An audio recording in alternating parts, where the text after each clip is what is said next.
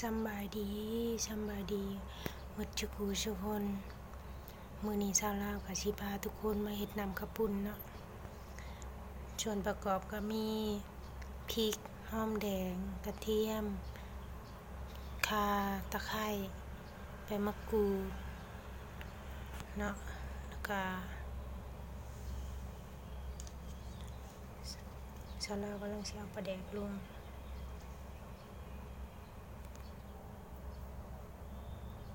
มีปลาแดกปลาร้า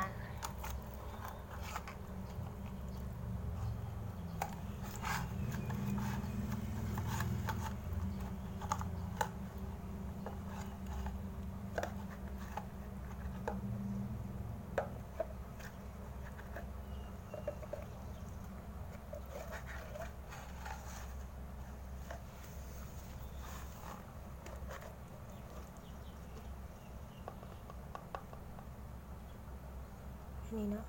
ปลาแดก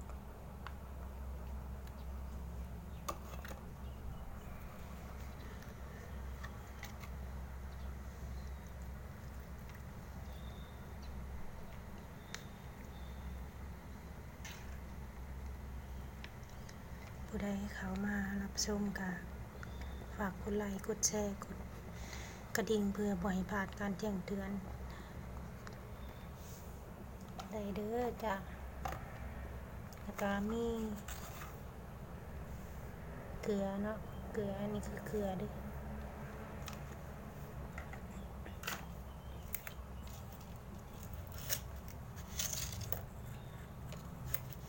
เกลือแล้วก็แป้งนัวเนาะอันนี้คือแป้งนัว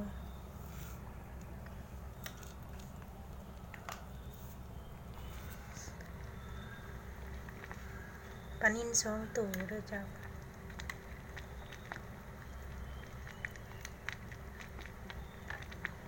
ปลานิ่น1 โล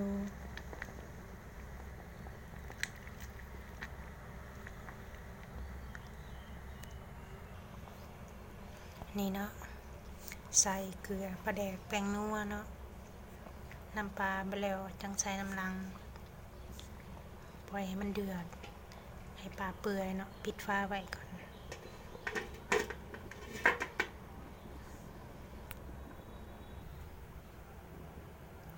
เอามาเบิ่งกันเนาะว่ามันสุกหรือยังว้าวสุกแล้วเนาะเอาก็สิมาเย็นน้ำตักปลาขึ้นมาแกะเนาะแกะมาตำ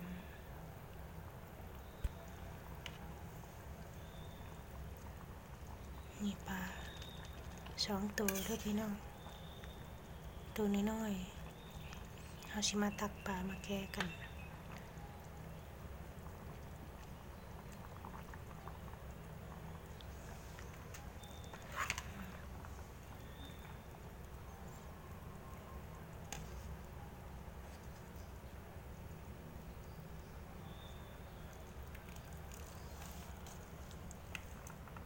ปลา1 โลเนาะในการเฮ็ดน้ำข้าวปุ้นหรือว่าขนมจีน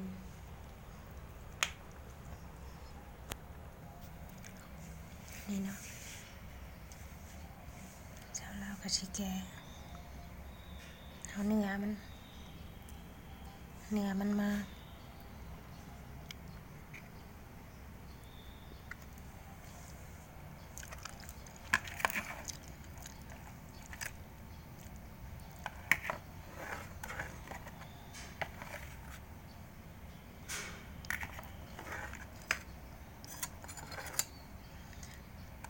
ขออนุญาตใส่มือเด้อเพราะว่าชาวลาวบ่ถนัด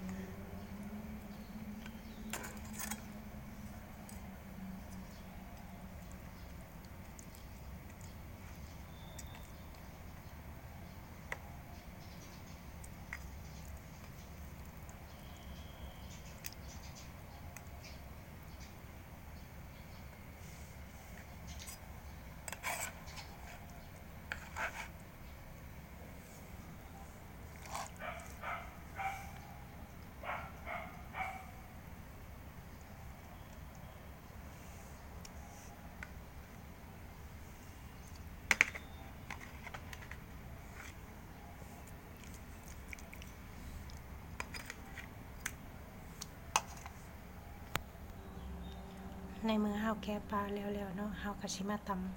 ำมักพริกกระเทียมที่เฮาต้มเนาะหัวหอม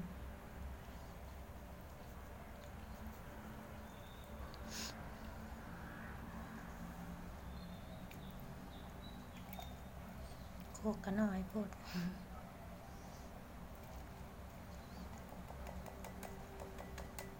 นี่เนาะเฮาก็สิมาตำ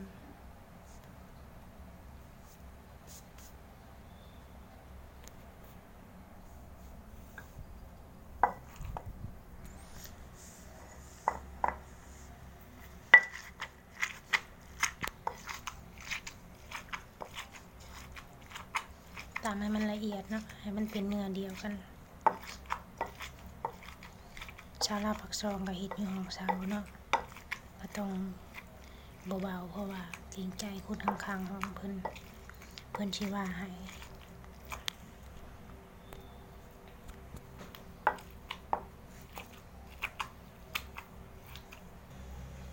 นี่เนาะตำละเอียดแหละทำกระเทียมมักพริกหัวชิงไข่มักพริกกระเทียมแล้วก็หัวหอมเฮาก็สิมาตักปลาลงนี่เนาะปลาตำใช้น้ำกันให้มันละเอียดเป็นเนื้อเดียวกัน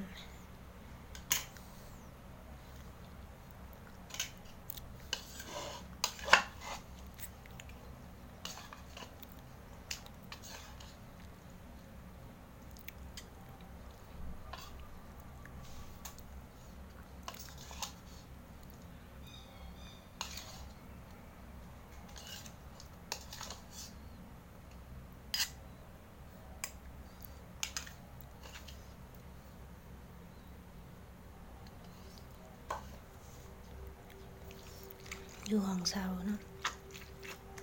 เฮ็ดดังก็ว่าดังก็เกรงใจคนข้างๆห้องเพิ่นยันเพิ่นว่าให้เฮาก็สิมาตำเนาะตำให้มันเข้ากัน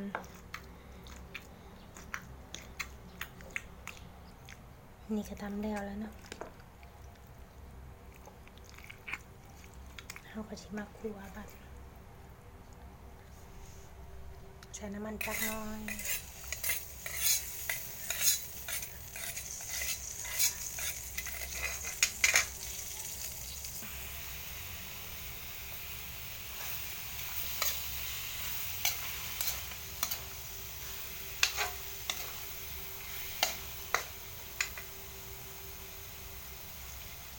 เอากะทิลง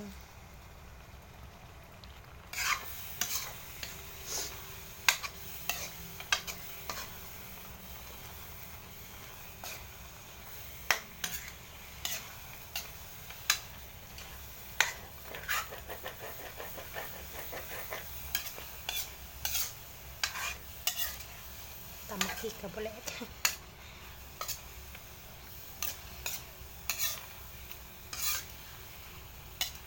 กับปุ่นเด็ดลาวๆเนาะลาวผู้ไทยนี่เนาะพอมันหอนก็มันเด็ดก็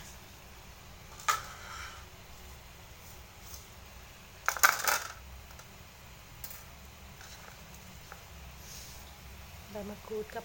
ข่าเนาะลงไปเพิ่มความหอม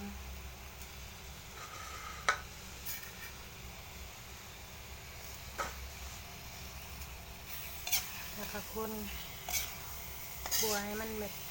แหมๆเนาะ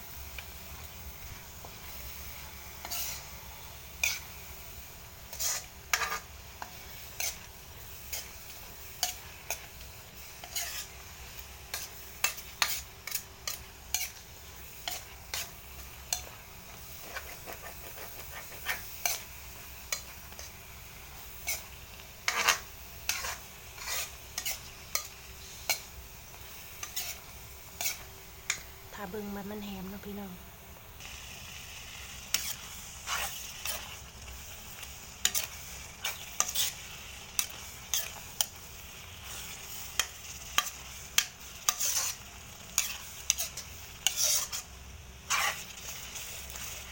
คั่วไปเรื่อยๆเนาะจนว่ามันสิแหม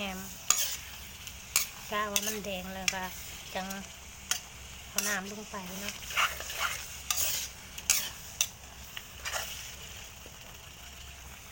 ได้เขามาเบิ่งก็ฝากกดไลค์กดแชร์กดกระดิ่งเพื่อให้การแจ้งเตือนเป็นกำลังใจให้ชาวลาวปากซองผู้ไทยเนาะข้าพเจ้ากับมือใหม่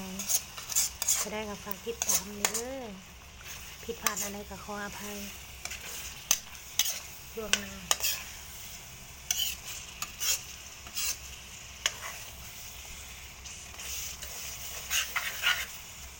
คนไปเรื่อยๆเนาะจนกว่ามันสีแดงมักแดงกับขวางหึงเนาะ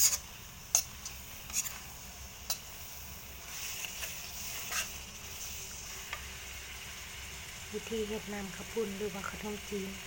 ของลาวเนาะของชาวลาวปากซองผู้ไทย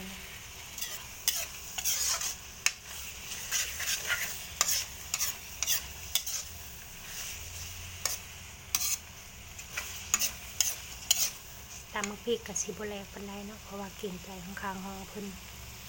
ยันเพิ่นว่าให้คันมีเครื่องบดชีดีกว่านี้เนาะ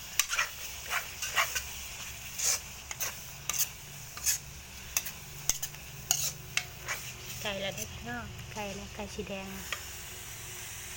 จังไดก็ฝากติดตามกันในเด้อเจ้าเป็นกำลังใจให้ชาวลาวปากซองเฮ็ดคลิปต่อไปเนาะฝากกดติดตามกดกระดิ่งเพื่อให้การแจ้งเตือนในคลิปต่อไปอันนี้ก็ครัวแล้วเนาะประมาณนี้ชาวลาวใส่พริกโบราณเลยบ่แดงเฮาก็สิเอาน้ำที่เฮาต้มปลาเนาะลงไป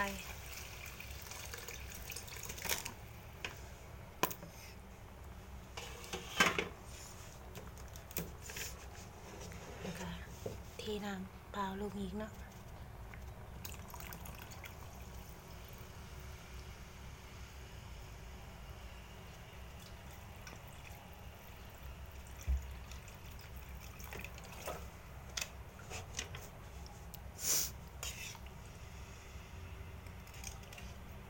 น้ำก็สิบ่แดงปานใดเพราะว่า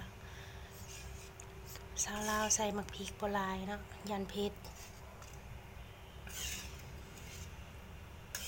นี่เนาะก็สิได้ประมาณนี้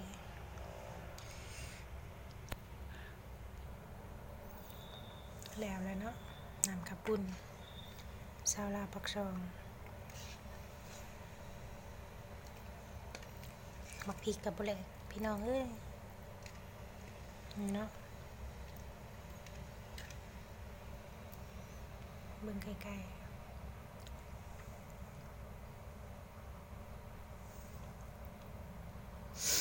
ๆชาวลาวที่ตักกิน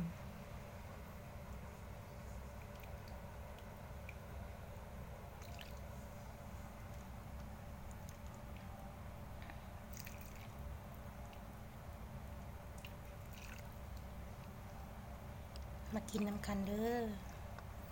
น้ำข้าวปุ้นฝั่งลาวหรือว่าน้ำนมจีน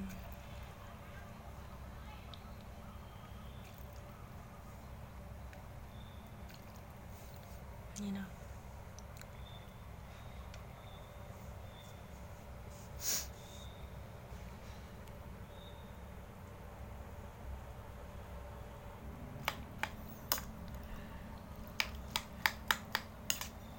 มากินน้ำกันเด้อจ้ะ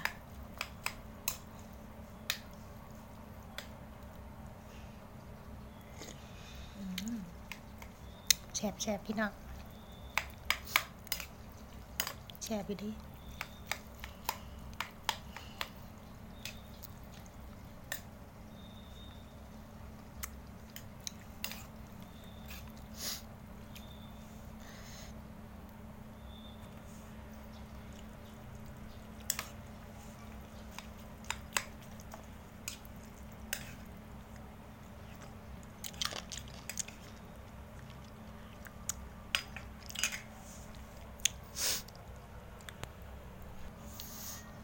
มาฮอดนี่ครับชาวลาวก็สิขอจบคลิปสำนี้ก่อนเนาะ ผู้ใดเข้ามาก็ฝากกดไลค์กดแชร์กดติดตามในเด้อพี่น้องทุกผู้ทุกคนสำบายดีเจ้า